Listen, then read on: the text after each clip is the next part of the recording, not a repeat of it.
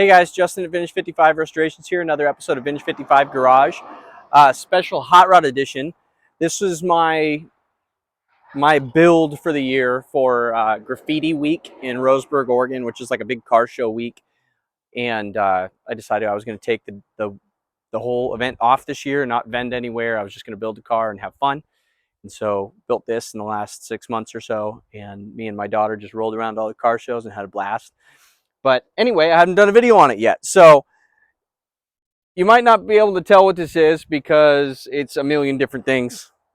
But it started its life as a 1929 Plymouth Model U. And I'm going to tell you a little bit about that, but not much because it's not really that anymore. But basically just the cab is a Plymouth Model U. And even at that, it used to be a coupe, a two-door coupe. And somebody at some point cut it off and welded the door shut. And now it's a Roadster. So that is the extent of the 29 Plymouth in this. But for the sake of history, 29 Plymouth Model U, standard coupe, 4-cylinder, 45 horsepower engine, 3-speed manual, which is what would have been in it originally. It's got like 5 times that power now. But the for that year they were $680 new, 108,000 made. The story of Plymouth is actually kind of interesting, not like in a historical interesting way, but a corporate way.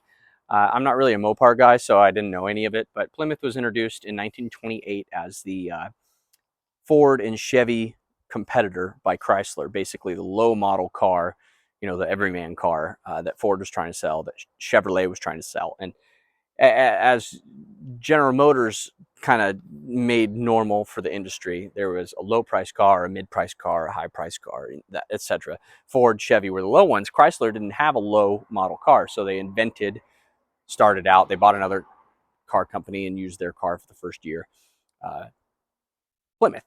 So Plymouth started in 1928, and that was the Model Q.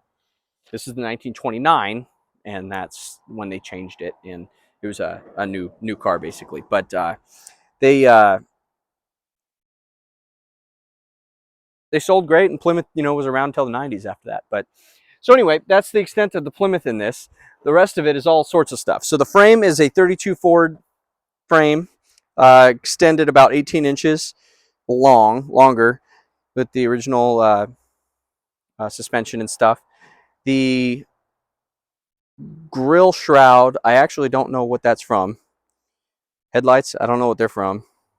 The engine is an Oldsmobile 350 that was it was out of a Cutlass, and then it was put into a Cadillac, and then it was taken out of the Cadillac and put into this. And as far as I know, it's still bone stock. I dressed it up a little bit and sealed it up and made sure everything was running good. But that I think that was a 73 Olds and 350 auto trans. That's like 180 horsepower stock. This car is like, I mean, it was, what did I say it was? Oh, I didn't say what it was, but it was light originally, and it's even lighter now, but it's got a lot more power. It's honestly, it's pretty hard to keep the tires on the road. But the got Hudson taillights on it. These are old Sears logo tires. These are new old stock tires. So cool. And yes, I know I'll probably blow them up, but they're too cool not to run right now. The step I found at, you know, some antique store. But the interior, it's all, you know, I made all that, and Matt at Diamond Upholstery here in Roseburg did all the leopard for me, which is super cool. And I decided to, you know, be Mr. Punkabilly again and not give up my youth too much. But the headers, you know, custom made. They got Volkswagen baffles in them. The back, so the back on this, like I said, there's Hudson tail lights. I found a 29 plate for it. Made some Nerf bars. All the rocket stuff on it is for that Oldsmobile rocket motor, and I got little rocket themes throughout it. But the fuel tanks underneath here, this is all just kind of jalapeed together. I always wanted a channeled Roadster, and I'm not really a fabricator. I'm not a you know, customizer, so to speak.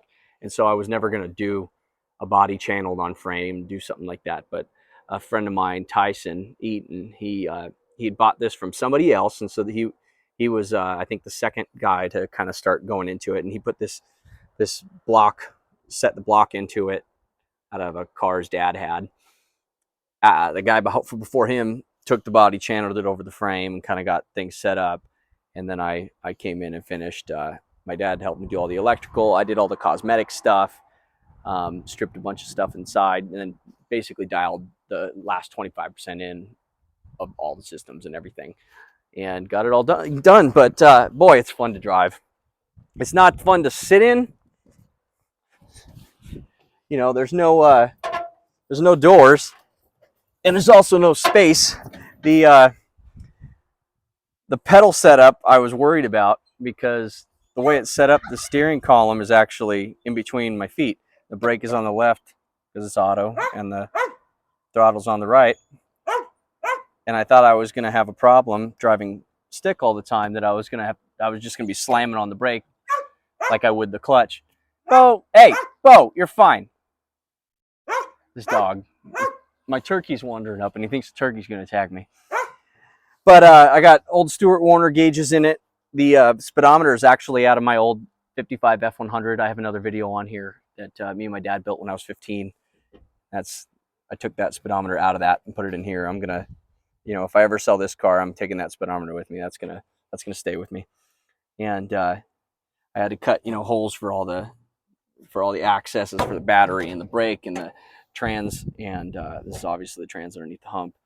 But yeah, it's real tight. The wheel pops off. It's got a quick release. This is I think a 64 Corvair wheel, real small, that would fit in here. I put a Plymouth center cap into it just to keep kind of the Plymouth stuff going. But it's yeah, it's a cool little car. Hey, look, it makes all the animals make noise. But yeah, 1929 Plymouth hot rod. Started as a Model U. It's got a bit of Ford, a bit of Plymouth, bit of Oldsmobile, bit of Hudson, bit of Bo, bit of everything. Anyway, thank you guys for hanging out. I'll see you next time on Vintage 55 Garage.